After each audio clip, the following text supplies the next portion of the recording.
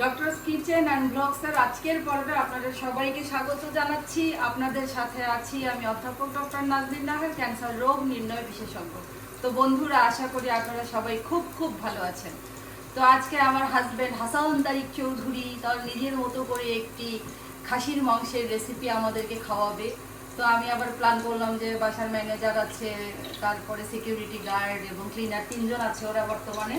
তো ওদেরকে একটু খাবার দেবো। আমি পোলাও রান্না করব আর সাথে প্রথমে ভেবেছিলাম বেগুন ভাজা করব, কিন্তু আসলে দেখলাম যে উনি তো মাংসটা একটু ভুনা ভুনা করবেন আমার হাজবেন্ড। তো আমি একটা খুব কম সময়ের মধ্যে একটা ব্রোকলি দিয়েছে আমাদের ছয়তলার ভাবি। তো আমি চিন্তা করলাম যে ব্রোকলিটার একটা কিছু বটি করেই ফেলি। তো আমি প্রথমে একটু হালকা করে পেঁয়াজ ভেজে নিলাম, এর মধ্যে একটু মশলা অ্যাড করছি বন্ধুরা, একটু পানি দিলাম,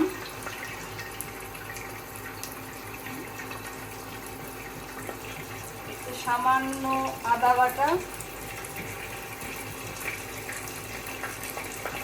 একটু সামান্য রসুন বাটা, সামান্য বলতে হাফ চামচ,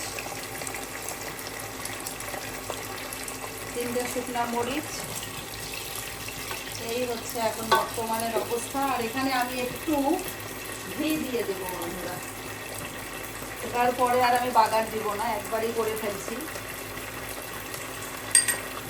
ঘিটা আমার বড় বোনের বানানো ঘি, ফ্রিজে রেখেছিলাম।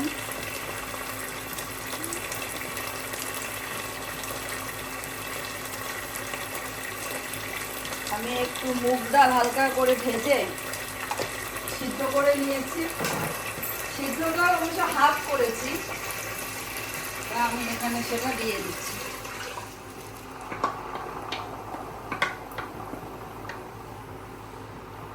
সেদ্ধ করার সময় একটু লবণ দিয়ে দিয়েছি। তো এটা আমি এখন একটু সময়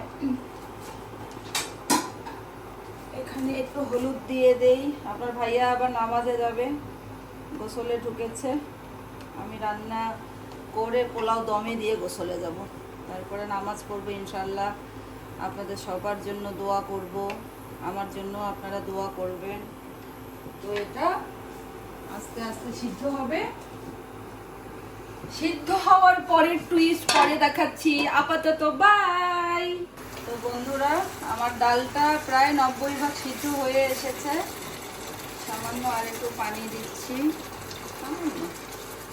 আমি এখানে কিন্তু গুঁড়া মরিচটা দেইনি বন্ধুরা, দেখেছেন। তো এখন আমি এখানে আগে থেকে কেটে রাখার একটু গাজর দিয়েছি। আমি গাজরটা একটু সিদ্ধ হওয়ার জন্য একটু আগে দিলাম, আর ব্রোকলিগুলো দিয়ে দিচ্ছি।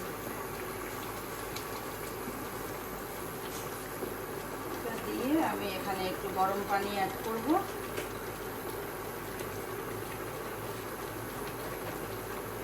তিনটা কাঁচা মরিচ দিয়ে দিচ্ছি। এটা হয়েই গিয়েছে প্রায় বলতে গেলে।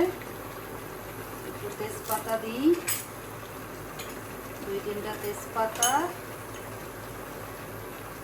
4-5টা ছোট এলাচ আর 1 টুকরা দারচিনি।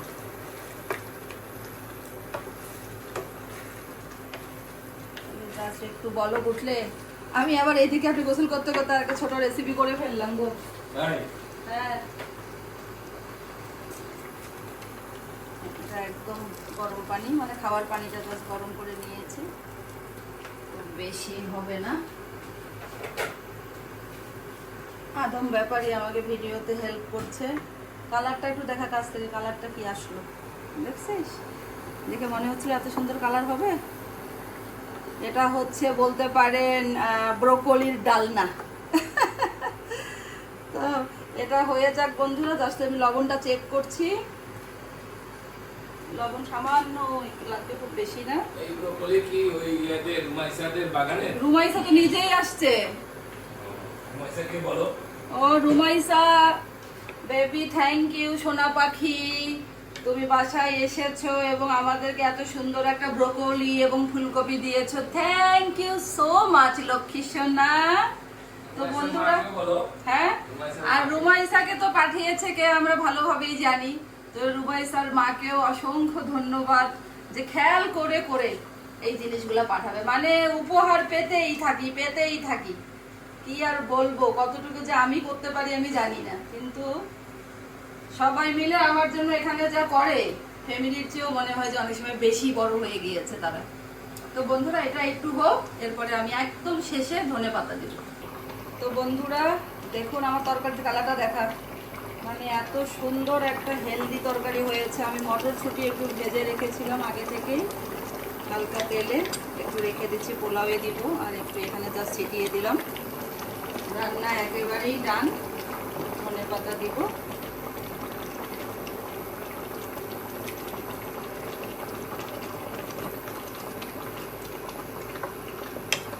দিয়ে একটু অল্প আছে 4-5 মিনিট রেখে অফ করে দেব। তো বন্ধুরা দেখলেন তো কত সহজেই আমি তৈরি করে ফেললাম একটা ব্রোকলি দিয়ে, মুগের ডাল দিয়ে একটা সুন্দর একটা হালকা হেলদি সবজি, যেটাকে আপনারা ডালনা বলতে পারেন। তো বন্ধুরা এরকম নিত্য নতুন রেসিপি দেখতে, আমার কথা শুনতে আমার সাথেই থাকবেন। আমার ভিডিওটি ভালো লেগে থাকলে আমাকে লাইক দিবেন এবং আমার চ্যানেলটি সাবস্ক্রাইব করে আমার পাশেই থাকবেন। সবাই খুব খুব ভালো থাকবেন। আল্লাহ হাফেজ।